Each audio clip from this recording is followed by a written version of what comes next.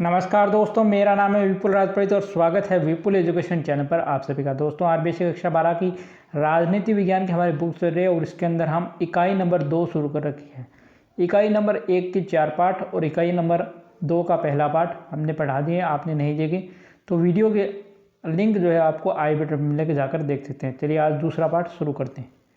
तो देखिए, पाठ का नाम है राजनीतिक संस्कृति। राजनीतिक संस्कृति एक समाजशास्त्रीय अवधारणा यानी समाज की एक अवधारणा यानी समाजशास्त्रीय अवधारणा है।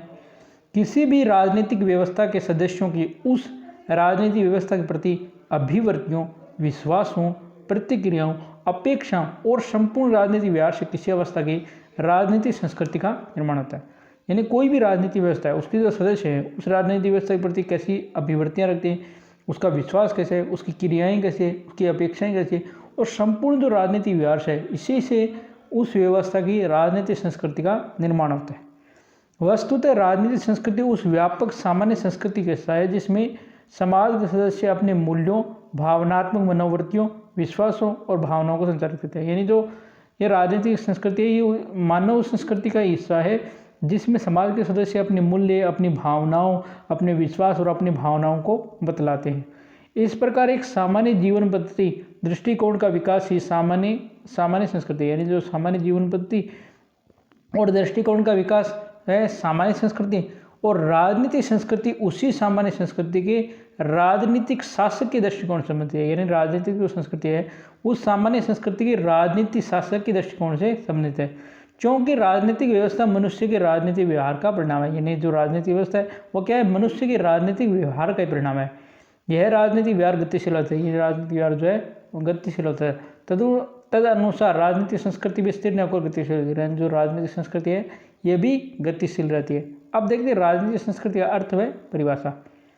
राजनीतिक संस्कृति को आमंडनीय कार्य के प्रति अभिमुखीकरण, यानी जो आमंड है इसने का क्या कार्य के प्रति जो अभिमुखीकरण है वो राजनीतिक संस्कृति है। डेविड ईस्टर ने इसे पर्यावरण, स्पिरो ने इसे राजनीतिक शैली के नाम से उद्धृत किया है।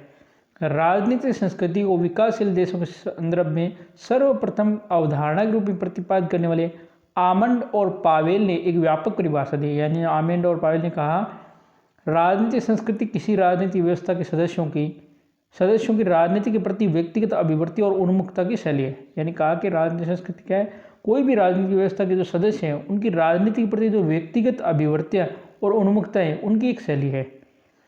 एलन बोल ने अपनी पुस्तक आधुनिक राजनीति और सरकार में उसे परिभाषित करते हुए कहा, एलन बोल की पुस्तक है आधुनिक राजनीति और सरकार, उसमें कहा कि राजनीतिक संस्कृति का निर्माण समाज की उन अभिवृत्तियों, विश्वासों तथा मूल्य समझ है। यानी समाज की जो भी अभिवृत्तियाँ हैं, जो विश्वास और मूल्य, उनसे राजनीतिक संस्कृति बनती है जिनका राजनीतिक व्यवस्था और राजनीतिक विषयों के समझ है। यानी जिनका संबंध किसी हो राजनीतिक व्यवस्था और राजनीतिक विषयों के साथ संबंध हो।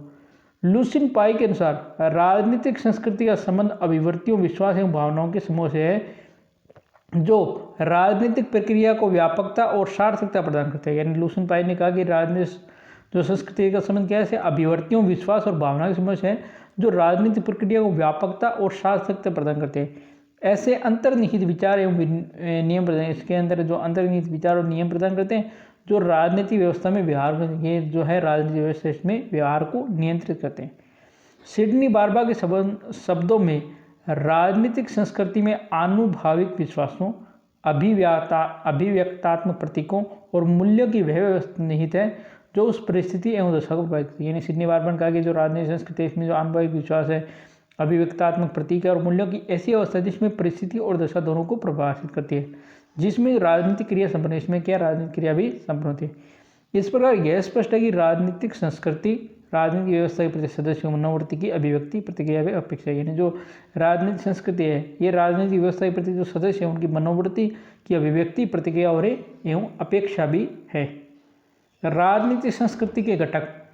राजनीतिक संस्कृति में अभिमुखीकरण और राजनीतिक विषय के नाम दो घटक हैं, एक तो अभिमुखीकरण है और एक राजनीतिक विषय। अभिमुखीकरण का शाब्दिक अर्थ है प्रवृत्ति या झुकाव, यानी किसी के प्रति प्रवृत्ति या किसी के प्रति झुकाव होना। आमंड और पावेल ने अभिमुखीकरण को 3 भागों में बांटा है। पहला है ज्ञानात्मक अभिमुखीकरण, अर्थात राजनीतिक विषयों का ज्ञान और अस्तित्व के प्रति सजगता। यानी अभिज्ञानात्मक मतलब क्या, जो भी राजनीतिक विषय उसके प्रति उसका ज्ञान और उसके अस्तित्व के प्रति सजगता। भावात्मक अभिमुखीकरण, इन विषयों के प्रति व्यक्ति के मन में पैदा होने वाला भावावेग और अनुभूति, यानी जो राजनीतिक विषय उनके प्रति व्यक्ति के मन में जो भाव आवेग और अनुभूति होते हैं उसे भावात्मक अभिमुखीकरण कहते हैं। मूल्यात्मक अभिमुखीकरण, उन विषयों के बारे में व्यक्ति का उचित अनुचित शुभ अशुभ का मूल्यांकन करना मूल्यात्मक अभिमुखीकरण है। राजनीतिक विषय के 4 अभिमुखीकरण है। एक तो राजनीतिक व्यवस्था कैसे है, उसकी संरचना कैसे है, समस्या और नीतियाँ, और राजनीतिक कर्ता के रूप में व्यक्ति कैसा काम करता है, ये ठीक है।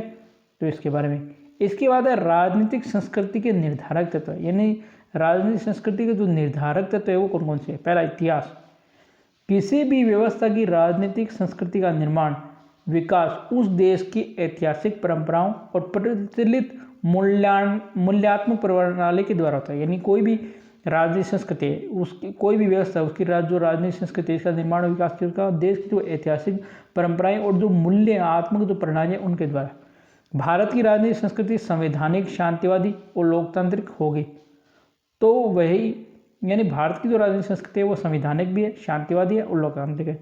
वहीं कुछ अर्ध विकसित देशों में राजनीतिक संस्कृति हिंसक तथा अलोकतांत्रिक हो सकती है। यानी कुछ जो अर्ध विकसित देश है वहाँ की जो राजनीतिक संस्कृति है वो हिंसक और अलोकतांत्रिक भी हो सकते हैं। इसी तरह इंग्लैंड में राजनीतिक संस्कृति वहाँ की राजनीतिक निरंतरता का परिणाम है।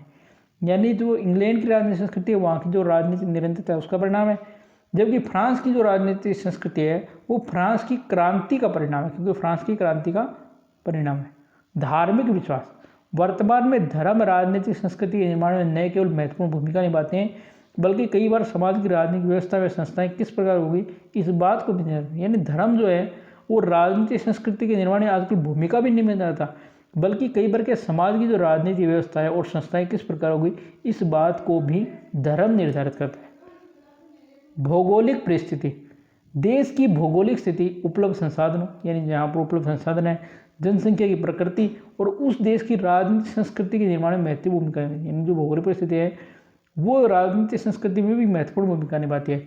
भारत जैसे विशाल भौगोलिक परिवेश वाले देश की राजनीतिक संस्कृति निश्चित रूप से छोटे से यूरोपीय अथवा अफ्रीकी देश में भिन्न होगी। यानी भारत जो है बहुत बड़ा भौगोलिक परिवेश वाला देश है, तो जो इसकी राजनीतिक संस्कृति है वो यूरोपीय या किसी भी अफ्रीकी देश से जो है अलग होगी। सामाजिक आर्थिक परिवेश, देश का जो सामाजिक, धार्मिक, जातिगत विभिन्नता, औद्योगिकरण, रूढ़िवादिता इत्यादि से भी राजनीतिक संस्कृति प्रकृति निर्धारित होती है। इन देश का कोई भी सामाजिक परिवेश हो, धार्मिक परिवेश हो, जातिगत परिवेश हो, विभिन्नता हो, औद्योगिकरण, रूढ़िवादिता, इनसे भी राजनीतिक संस्कृति की प्रकृति बनती है। धार्मिक विश्वास का प्रभाव मध्य पूर्व के देशों की राजनीतिक संस्कृति पर स्पष्ट होता है। जो मध्य पूर्व के देश है इस पर जो राजनीतिक संस्कृति है उस पर धार्मिक प्रभाव है।